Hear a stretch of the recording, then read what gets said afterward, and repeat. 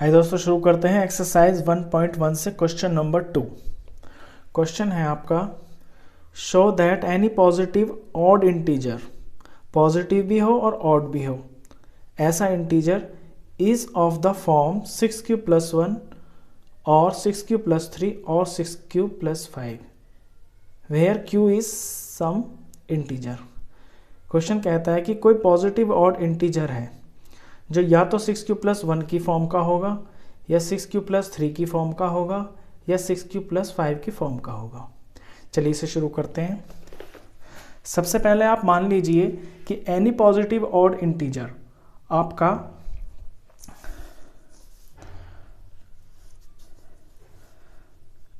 तो लेट ए को मान लीजिए कि ए आपका कोई पॉजिटिव ऑड इंटीजर है। Let a be any positive odd integer, let a be any positive integer.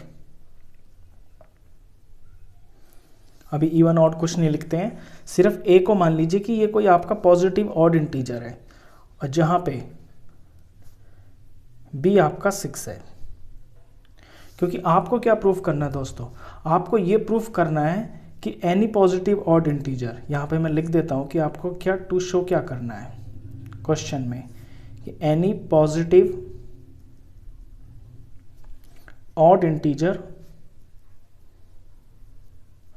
आपका या तो 6q+1 की फॉर्म का है या 6q+3 की फॉर्म का है या 6q+5 की फॉर्म का है, ये आपको शो करना है। तो सबसे पहले आप ए मान लीजिए कि ए कोई पॉजिटिव इंटीजर है। अब जब ए आपका पॉजिटिव इंटीजर है तो इसमें बी क्या होगा, बी वो होता है दोस्तों जो टेबल होता है, और यहाँ पे आपको ये दिया हुआ है ये 6 है, तो ये आपका बी हो जाएगा। तो फिर इसके पॉसिबल रिमाइंडर्स क्या होंगे, देन पॉसिबल रिमाइंडर्स आपके हो जाएंगे, टेबल से तो छोटे ही होते हैं। तो पॉसिबल रिमाइंडर आपका 0 हो सकता है, 1 हो सकता है, आपका 2 हो सकता है, 3 हो सकता है, 4 हो सकता है और 5 हो सकता है। तो ये पॉसिबल रिमाइंडर्स हो सकते हैं आपके। तो जो ए होगा आपका वो ए क्या क्या हो सकता है, ए आपका 6q+ रिमाइंडर की जगह मैं 0 लिखूं तो ए आपका 6q+0 हो सकता है। 6q+0 का मतलब 6q ही होता है। या ए हो सकता है आपका 6q+1 या ए हो सकता है आपका 6q+2 या 6q+3 हो सकता है या 6q+4 हो सकता है या 6q+5 हो सकता है। तो ये पॉसिबल रिमाइंडर्स हैं और ये पॉसिबल आपके ए हो सकते हैं। अब इनमें आप ध्यान से देखिए, आपसे पूछा है पॉजिटिव ऑड इंटीजर कि ऑड इंटीजर जो है आपका 6q+1 6q+3 6q+5 होगा। तो ये जो 6q है इसका रिमाइंडर 0 है। अब जिसका रिमाइंडर 0 होता है वो आपका इवन नंबर होता है, और यहाँ पे रिमाइंडर आपका 1 है, तो जिसका रिमाइंडर 1 होता है वो आपका ऑड होता है। ऐसे जिसका रिमाइंडर 2 होता है वो आपका इवन होता है। जिसका रिमाइंडर 3 आ जाता है पीछे वो आपका ऑड होता है। जिसका रिमाइंडर 4 होता है वो आपका इवन होता है। जिसका रिमाइंडर 5 होता है वो आपका ऑड होता है। तो यहाँ से आप देखेंगे ध्यान से कि जब 6q+1 है तो आपका ऑड नंबर आया, जब 6q+3 है तो आपका ऑड आया, और जब 6q+5 है तो आपका ऑड आया।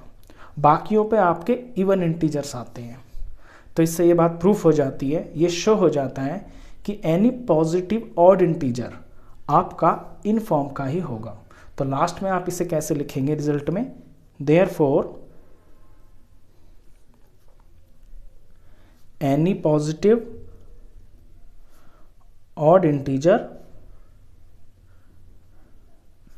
इज ऑफ द फॉर्म, ये जो फॉर्म आपको दी हुई है 6q+1 की फॉर्म का हो सकता है, 6q+3 की फॉर्म का हो सकता है, या फिर फाइनली ये आपका 6q+5 की फॉर्म का हो सकता है। तो इस तरह से आपको ये अपना सेकंड क्वेश्चन करना है। चलिए इसी एक्सरसाइज का आपका थर्ड क्वेश्चन करते हैं।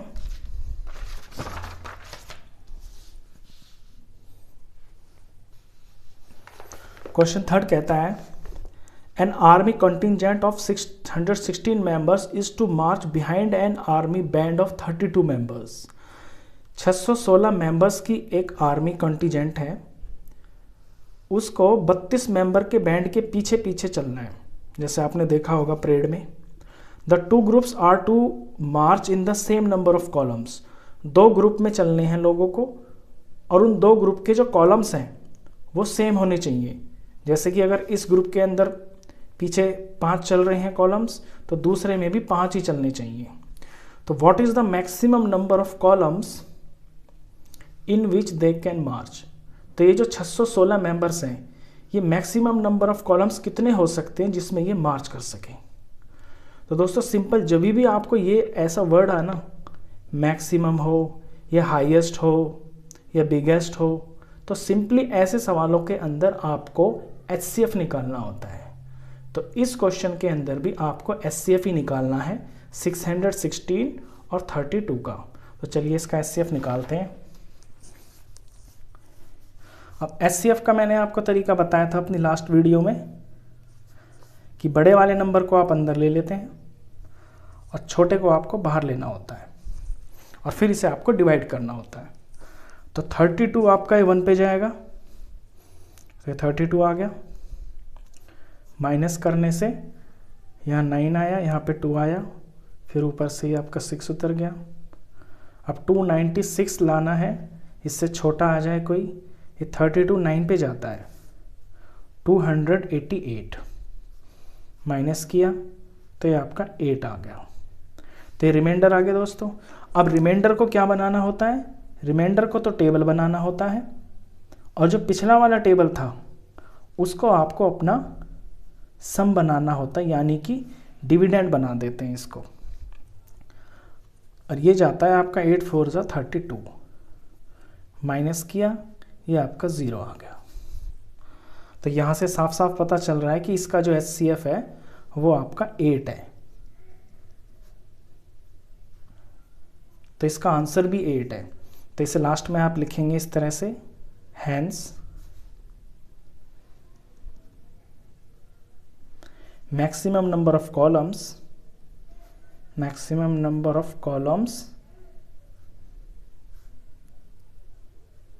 इज 8। मैक्सिमम कॉलम 8 हो सकते हैं। अब इसमें एक चीज़ और दोस्तों, क्योंकि आप क्या ये क्वेश्चन 10th क्लास का है और इसमें आपको डिवीज़न एल्गोरिथम सिखाया गया है, तो ये जो आपने डिवाइड किया है और HCF लाया है जो आपने, इसको आपको अपने एल्गोरिथम में भी शो करना है। अगर आप ऐसा नहीं करेंगे तो आपके पॉसिबली इसके अंदर मार्क्स कट सकते हैं। तो इसका एल्गोरिथम आप ज़रूर लिखिए। और डिवीज़न एल्गोरिथम की जो फॉर्म होती है A = BQ + R। तो फर्स्ट में जब आप डिवाइड किया तो आपका A क्या था, 616, और B यानी कि ये टेबल 32, क्वेश्चन क्या आया था 19, और रिमाइंडर क्या बचा था 8 फर्स्ट डिवाइड में।